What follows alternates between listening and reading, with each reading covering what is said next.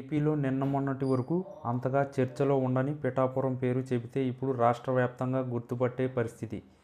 దీనికి ఓ కారణం జనసేన పార్టీ అధినేత పవన్ కళ్యాణ్ పోటీ చేయడం కాగా, మరో కారణం టీడీపీ నేత మాజీ ఎమ్మెల్యే ఎస్వీఎస్ఎన్ వర్మ. గత ఎన్నికల్లో టీడీపీ నుంచి టికెట్ ఆశించిన వర్మను కాదని చంద్రబాబు ఇక్కడి నుంచి పవన్ కళ్యాణ్కు ఎమ్మెల్యేగా పోటీ చేసే అవకాశం కల్పించారు.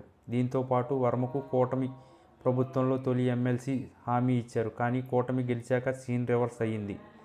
వర్మకు దక్కుతుందని భావించిన ఎమ్మెల్సీ సీటు దక్కకపోగా టీడీపీతో జనసేన గ్యాప్ పెరుగుతూ పోయింది. ఇప్పుడు పిఠాపురంలో వర్మను పట్టించుకునే జనసేన నేతలే కరువయ్యారు. దీంతో వర్మలో కూడా అసంతృప్తి పెరిగిపోయింది. పవన్ కళ్యాణ్ కోసం సీటు త్యాగం చేయడంతో పాటు దగ్గరుండి గెలిపించిన తనను అటు జనసేన కానీ ఇటు టీడీపీ కానీ పట్టించుకోకపోవడంతో వర్మ అసంతృప్తితో రగిలిపోతున్నారు. దీంతో ఈసారి ఎమ్మెల్సీ కోటాలో ఆయనకు ఖచ్చితంగా సీటు దక్కుతుందని అంతా భావించారు.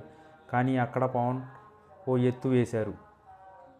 ఇప్పటికే పిఠాపురంలో మాజీ ఎమ్మెల్యేగా కాస్తో కోస్తో పట్టున్న వర్మకు ఎమ్మెల్సీ ఇస్తే నియోజకవర్గంలో మరో పవర్ సెంటర్ ఏర్పాటు అవుతుందని భావించి దూరంగా ఉంచుతున్న పవన్ కళ్యాణ్ ఇప్పుడు మరోసారి ఆయనకు ఎమ్మెల్సీ ఇచ్చేలోపే అదే నియోజకవర్గానికి చెందిన వైసీపీ మాజీ ఎమ్మెల్యే పెండెం దొరబాబును రంగంలోకి దింపారు. ఆయనతో తాజాగా భేటీ అయిన పవన్ కళ్యాణ్ జనసేన పార్టీలోకి ఆహ్వానం పలికారు. దీంతో దొరబాబు త్వరలో జనసేన తీర్థం పుచ్చుకోవడం ఖాయమైంది. ఇలా దొరబాబు ఎంట్రీతో పాటు ఆయనకు వీలైతే ఎమ్మెల్సీ పదవి కూడా ఇప్పించేందుకు ప్రయత్నాలు మొదలయ్యాయని అంటున్నారు.